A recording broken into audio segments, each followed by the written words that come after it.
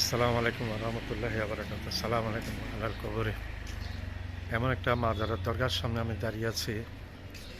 একমাত্র পূর্ণ দরগা, একমাত্র পূর্ণ আল্লাহর ওলি। ওনার পরিচয়টা আমি দিই। মাইজভান্ডারের প্রতিষ্ঠাতা হচ্ছেন হযরত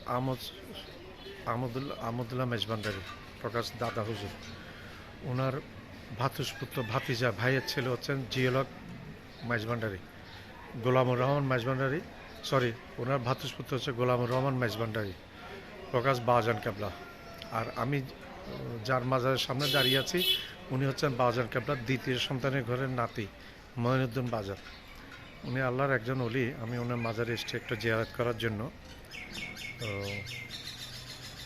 আমি জিয়ারত হয়ে গেছে, আমি জিয়ারতের ইয়েগুলো তুলি নাই, ভিতরে ওইভাবে তোলাটা সমীচীন মনে করিনি। আমি জিয়ারত শেষে চলে যাচ্ছি, বাইরের ভিডিওটা একটা করে দিচ্ছি, আপনাদেরকে দেখাচ্ছি। চারপাশে একটু ঘুরে ঘুরে দেখাচ্ছি চারপাশটা। ওনার ঢুকার ইয়েতে লেখা আছে বাবে শায়েকুল ইসলাম।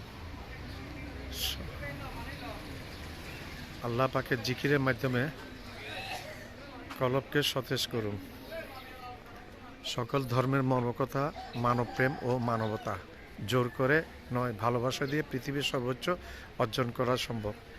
হযরত সৈয়দ মঈনুদ্দিন আহমদ আল হাসানি মেজভান্ডারী। আসসালামু আলাইকুম। এই আপনার সংক্ষিপ্ত একটা ভিডিও করলাম, আমি বেরিয়ে যাচ্ছি। আসসালামু আলাইকুম ওয়া রাহমাতুল্লাহ।